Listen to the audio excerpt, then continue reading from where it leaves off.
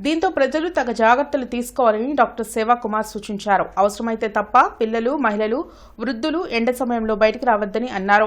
వేడి ఎక్కువగా ఉండే ప్రాంతాల్లో ఉండడం వల్ల వడదెబ్బ తగిలే అవకాశం ఉందని, అలాంటి ప్రాంతాల్లో తిరగవద్దని తెలిపారు. మంచినీరు ఎక్కువగా తీసుకోవడంతో పాటు నీరసంగా ఉన్నట్లయితే వెంటనే వైద్యులను సంప్రదించి చికిత్స తీసుకోవాలని సూచించారు. శరీర ఉష్ణోగ్రత బయట ఉష్ణోగ్రత యొక్క ప్రభావం శరీరం మీద పడకుండా శరీరంలో నియంత్రించేటువంటి వ్యవస్థ మనకు ఉంటుంది. ఈ వ్యవస్థలో ముఖ్యంగా స్వేద గ్రంథులు, చర్మంలో ఉన్నటువంటి స్వేద గ్రంథులు కీలక పాత్ర పోషిస్తాయి.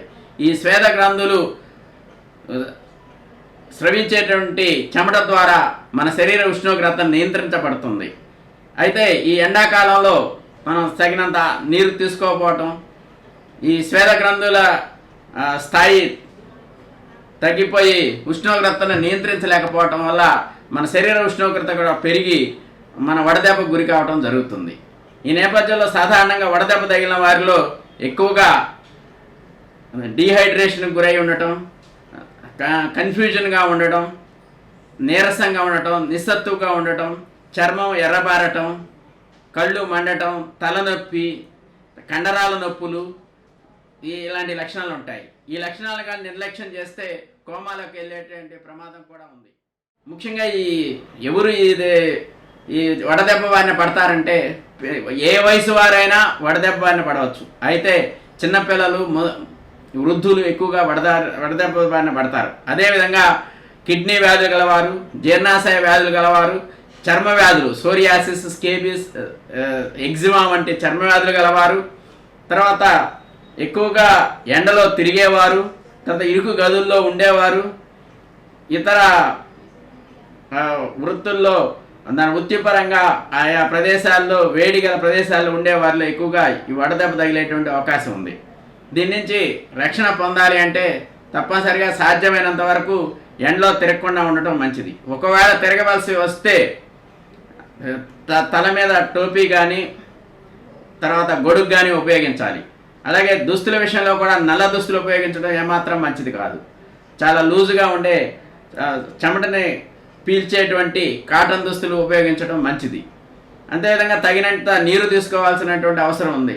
మామూలుగా అయితే మనం 5 నుంచి 6 లీటర్లు తీసుకుంటే సరిపోతుంది. కానీ ఎండాకాలంలో 8 నుంచి 10 లీటర్ల దాకా నీళ్లు తీసుకోవాల్సిన అవసరం ఉంది. ఈ శరీరంతో చెమటతో పాటు సోడియం, క్లోరైడ్ వంటి లవణాలు కూడా పోతాయి కనుక మన ఆహారంతో పాటు 20 గ్రాములకు వరకు సాల్ట్ తీసుకోవటం మంచిది. ఇలాంటి జాగ్రత్తలు తీసుకోవడం ద్వారా మనం వడదెబ్బ బారిన పడకుండా కాపాడుకోవచ్చు. అదేవిధంగా మనం ఫ్లూయిడ్స్ ఎక్కువగా తీసుకోవడంలో ఈ ఆల్కహాల్ మానేయటం మంచిది. అదేవిధంగా శీతల పానీయాలకు బదులు మజ్జిగ, చల్లని మజ్జిగ, బార్లీ, నిమ్మరసం, ఖర్జూర రసం ఇలాంటి జ్యూస్ తీసుకోవడం ద్వారా, రాగి జావా ఇలాంటివి తీసుకోవడం ద్వారా మన ఆరోగ్యాన్ని కాపాడుకోవచ్చును. ఎక్కువగా పరిశుభ్రమైన నీటిని ఎక్కువ తీసుకోవాల్సిన అవసరం ఉంది.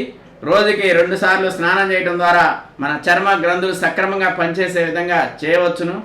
ఏదైనా మన ఎప్పుడైనా వడదెబ్బ గురి తగిన అనుమానం వచ్చినట్టయితే వెంటనే తగిన జాగ్రత్తలు తీసుకోవాలి. స్పృహ కోల్పోతున్నట్టయితే వెంటనే ఆసుపత్రికి తరలించి సెలైన్ పెట్టించాల్సిన అవసరం ఉంటుంది.